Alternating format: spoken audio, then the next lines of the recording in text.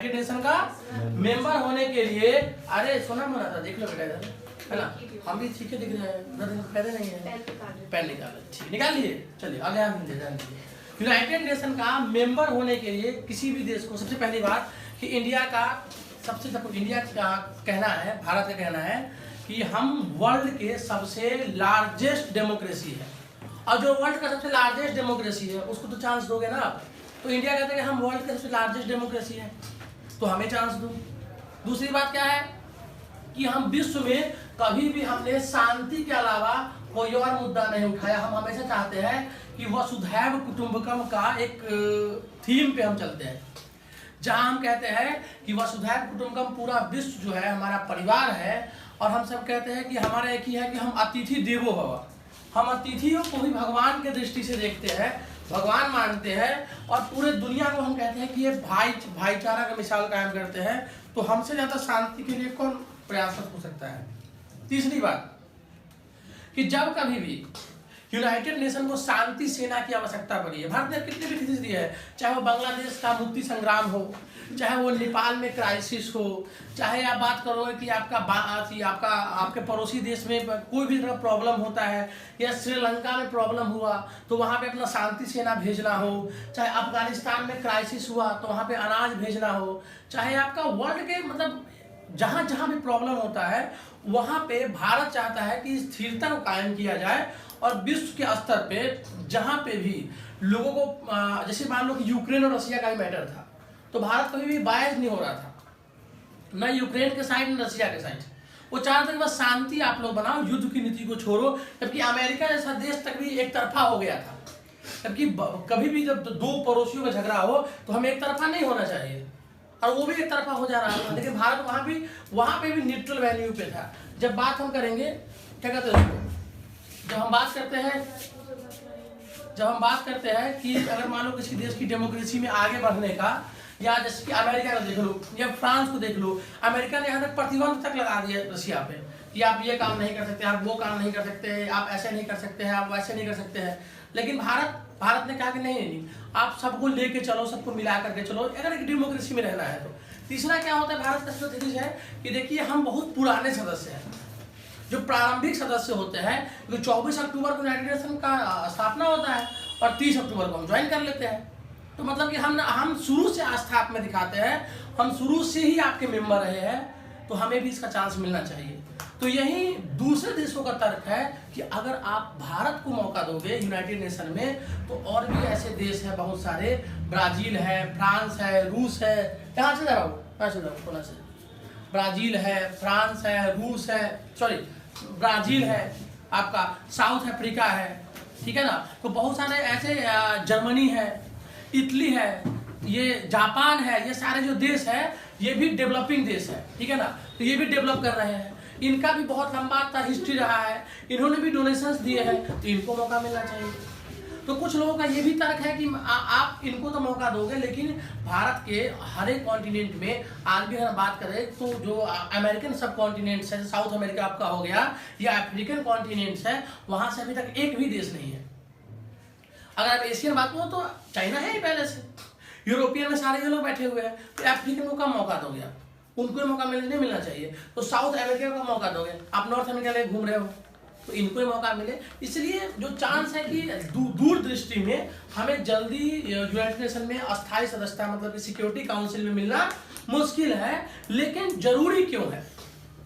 जरूरी है क्योंकि कुछ लोग जो भारत के विरोधी हैं उनका थीसिस होता है कि हमेशा भारत का पाकिस्तान के साथ सही संबंध नहीं चल रहा। अब आप देख लो, सिंपल सीधी सी बात है, पाकिस्तान के साथ हमारा संबंध कभी नहीं बन सकता है। आप लोग यूट्यूब देखते होंगे, यूट्यूब वीडियो में तो पाकिस्तान के कुछ क्राउड का व्यू आता है, वीडियो आता है, उनके मन में हमारे लिए गलत टाइप का एक परसेप्शन बना रखा है उन्होंने, उनके नेताओं ने, उनके मौलवियों ने, उनके मुल्लों ने, उनके फौज ने एक गलत चीज डाल दिया है। 60 के दशक में दुनिया का सबसे तेजी से उभरता हुआ वो डेमोक्रेसी था, जो उभरता हुआ तुम्हारा एक तरह से कह सकते उसको देश था, आज देखो भिखारी हो गया।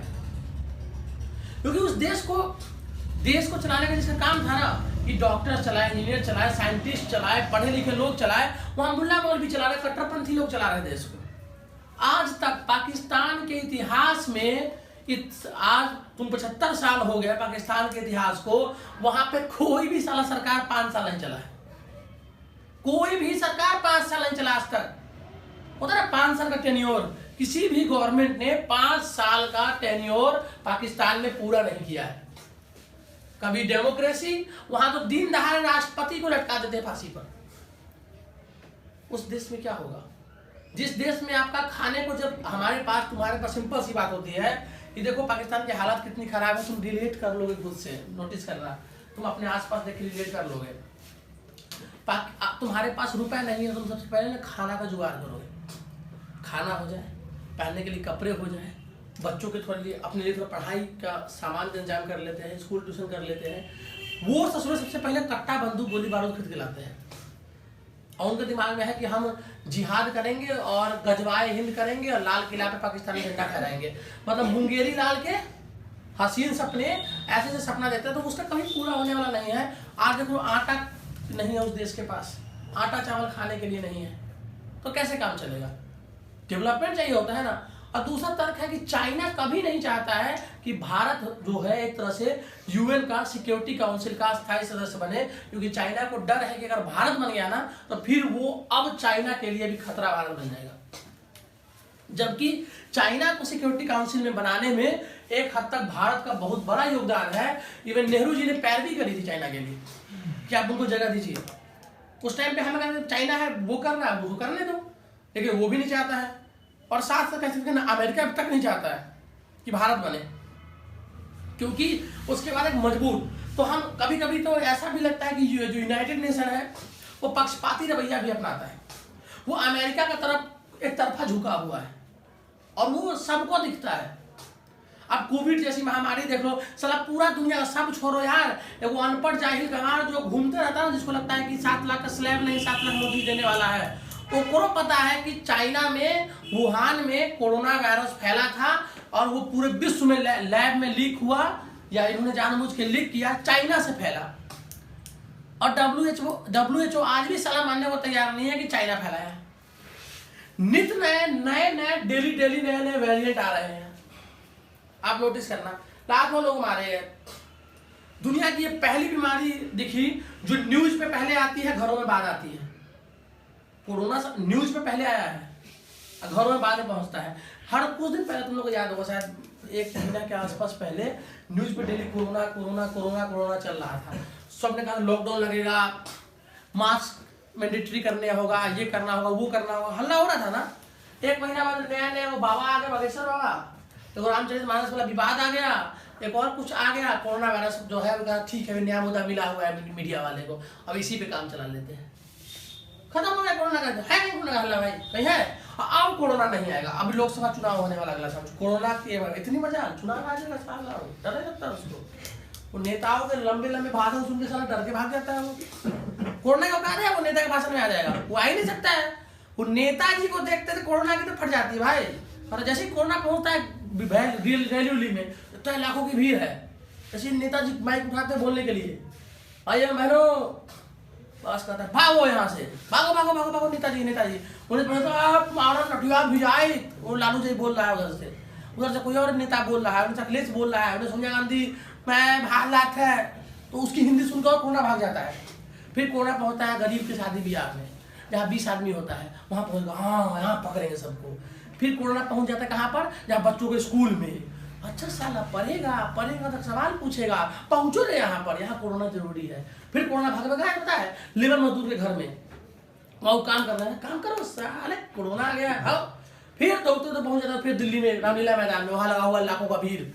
अच्छा फिर कोरोना आ गया, भागो, कोरोना फिर भाग जाता है। तो ऐसी बीमारियां हर साल आती है। और एक ऊपर अच्छा बीमारी आ गया है, साला सरकार से मौका मिल गया है पूरे वर्ल्ड में। तुम कहोगे भैया पूरे वर्ल्ड में क्या चल रहा है, तो पूरे तुमको क्या लग रहा है कि खाली इंडिया वाला को बेवकूफ़ बनाया जा रहा है, पूरा वर्ल्ड पब्लिक नहीं है क्या? उसको और बेवकूफ़ बनाते हैं लोग, अपना अपना थीम है उसका। अमेरिका देखते हैं तुम, अमेरिका हमेशा विश्व शांति के नाम पे नाटो का खाली उपयोग करता है, जिसके देश में बम मार देता है, बोलता है कि विश्व में शांति खराब कर रहा था इसलिए मार दिया इसको। पूरे इराक, ईरान, सीरिया को बर्बाद कर दिया। और ये जो वर्ल्ड के जो बड़े बड़े लोग होते हैं ना, न्यूज़पेपर वाले, इंडेक्स वाले, उनका तो तुम पूछो नहीं। कहा पता तुमको, एक वर्ल्ड में हंगर इंडेक्स आया था कि कितने लोग भूखमरी के शिकार हैं। उस हंगर इंडेक्स में भारत जो था श्रीलंका से नीचे था, और उस इंडेक्स आने के 2 ही महीना बाद श्रीलंका में गृह युद्ध हो गया। और कहने का मतलब था कि भारत के लोग ज्यादा भूखे हैं, श्रीलंका पाकिस्तान के लोग कम भूखे हैं। देख लो भाई, तो ऐसे ऐसे न्यूज भी आते हैं, खबरें भी ऐसी ऐसी आती रहती है जो सरकार के मन मुताबिक नहीं हो, सरकार उस पर एक्शन भी लेती है। फिर तो एक तरफ आप ये भी कह सकते हैं कि यूनाइटेड नेशन पे अमेरिका का दबदबा है, और दबदबा क्यों ना हो। कहते तुम्हारे बाप का जिरात है, तो उनका बाप के जिरात में यूएन बैठा रखा है। न्यूयॉर्क किस देश में है? अमेरिका में है ना। तो अमेरिका में है ना। यूनाइटेड नेशन का आधा से ज्यादा जो वर्कर कर्मचारी कहाँ का है? अमेरिका का है। आधा से ज्यादा उसका सिक्योरिटी में जो फौज है कहाँ का है? अमेरिका का। सबसे ज्यादा डोनेशन कौन देता है? अमेरिका देता है। हर चीज में इंटरफेयर कौन करता है? अमेरिका करता है। फंड कौन ट्रांसफर करवाता है? अमेरिका करवाता है। हस्तक्षेप कौन करता है? अमेरिका करता है। नाटो किसके पास है? अमेरिका के पास है। ये सारे कारण हैं जिसकी वजह से यूनाइटेड नेशन पर अमेरिका का दबदबा है। वही दबदबा अब चाइना भी कायम करना चाहता है, क्योंकि जो ज्यादा देगा वो ज्यादा फंड का मालिक होगा। सिंपल सी बात होती है। वही एक थ्योरी बना रखा है कि इसीलिए यूनाइटेड नेशन पे अमेरिका का दबदबा ज्यादा है, और आगे के समय में आप देख लेना कि चाइना के दबदबा होने के चांस भी बढ़ गए। Okay, thank you.